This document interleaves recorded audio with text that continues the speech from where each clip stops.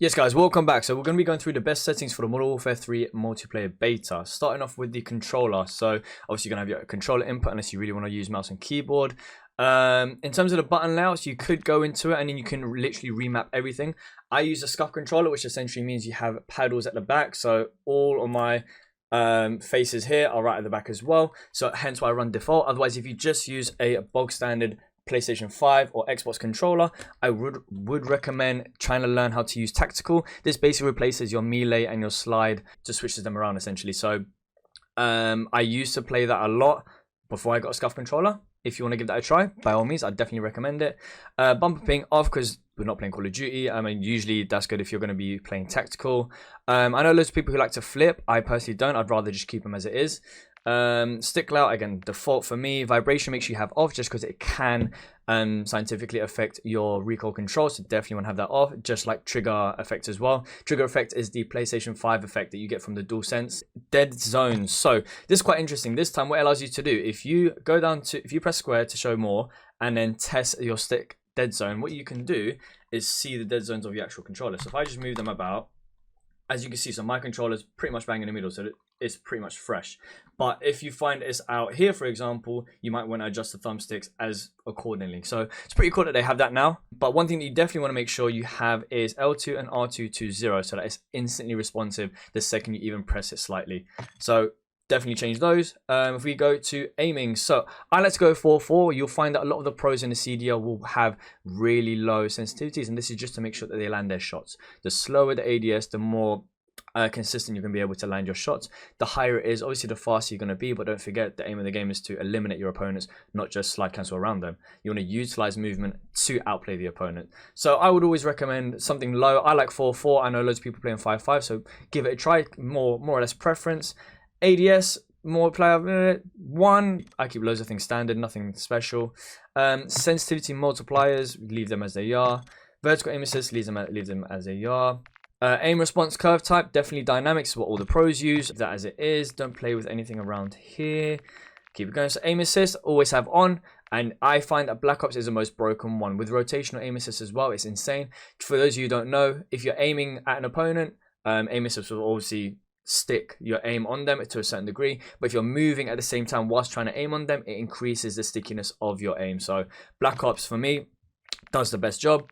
If we go over to gameplay now, so automatic sprint, I have automatic tactical sprint just because I'm constantly running. Auto move forward, I have off. So the tactical sprint behavior is very dependent on what you choose up here. Because mine is automatic, this is quite relevant.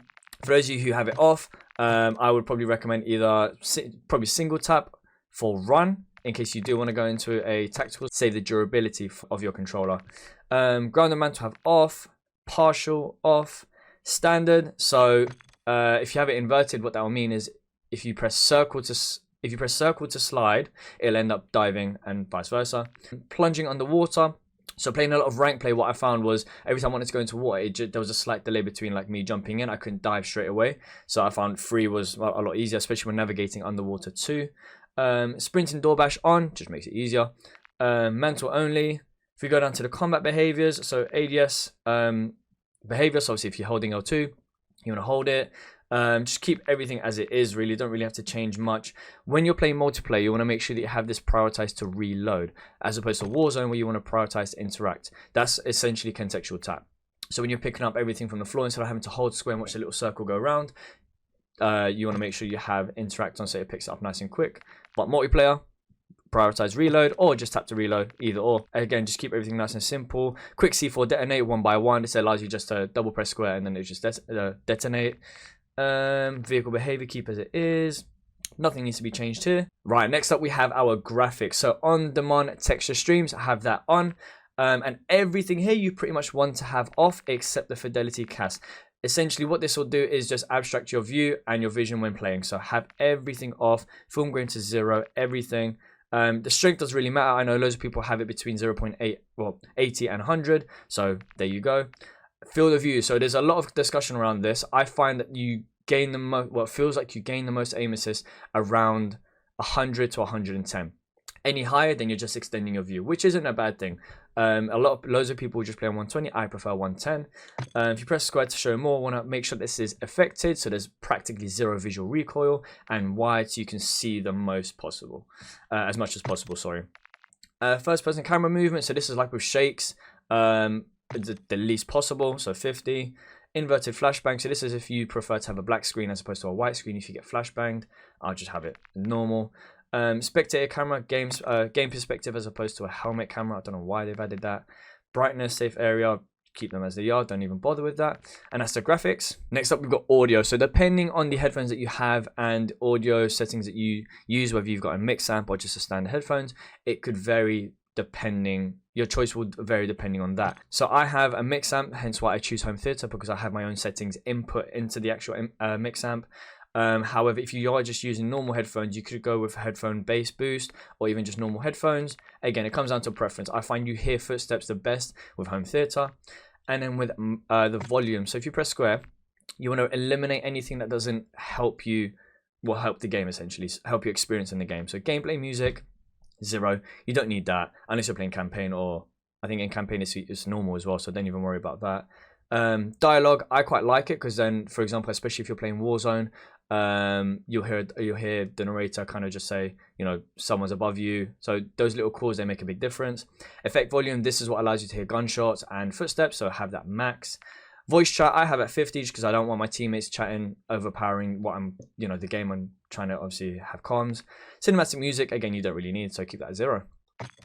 Next up, voice chat. Again, have on. You can choose whether to have a party, friends only, friends in channel, or just a whole lobby, depending on how toxic you are. Last words is what you get to hear when you eliminate an opponent. So if you're into that, keep that. Open mic sensitivity, again, this comes down to your mic. So 70, 100, depends on the headphones and the mic you've got. Headphones level, or microphone level, sorry. So this is the input that you give off to your teammates. You want to have that at max. And obviously, if you need to test it, you can test it. Subtitles, you can have off. On Warzone, I have them on, just because sometimes if I miss the narrator's cue, I can see it on the text. Or if you're doing an Easter egg, they are quite helpful, especially in zombies. But again, for multiplayer, you can just have it off.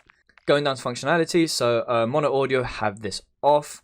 Again, just keep these as normal. Hit markers, preference. I quite like the new Modern Warfare one. You can have it classic, but definitely don't do none.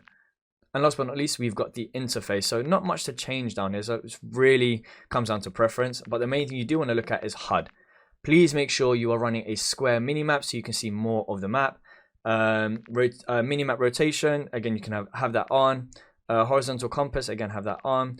Crosshairs, so very important to have your crosshairs just so you can get your centering correct. Hit marker visuals, yep, so that's a little the little square lines that you get to see every time you land a shot, so you know you're landing your shots. Everything else don't really need. Last thing is the telemetry, so service latency and packet loss I would have on just so you can see how your console's performing. Clock you don't really need, and connection meter, don't worry about that. And everything else pretty much sorted. So guys, those are the best settings for the Modern Warfare 3 beta. I will do an updated version for PC, but for now for PlayStation, and I'd assume Xbox as well, these will be your best settings.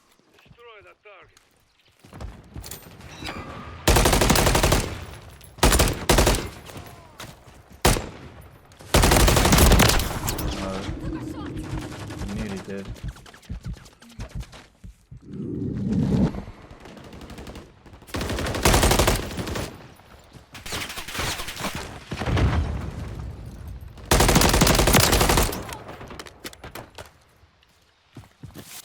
Beams, my brother.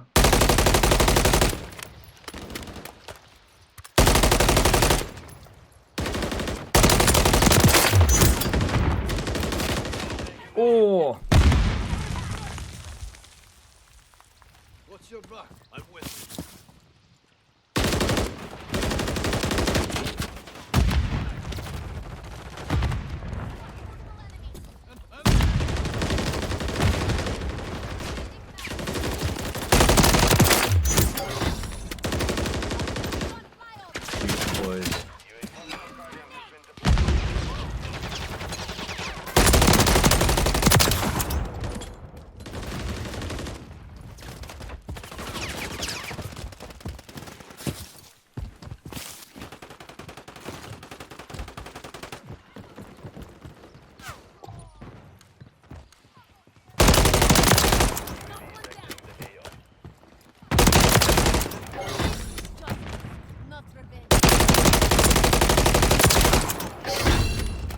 Yo, Jug, let's get it. Friendly Oi. counter UAV is online. There's active field upgrade here. Friendly UAV on station.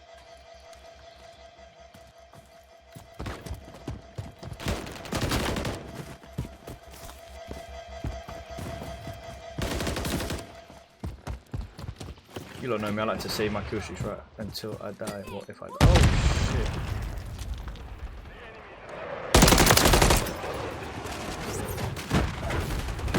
I'm on some kind of a streak.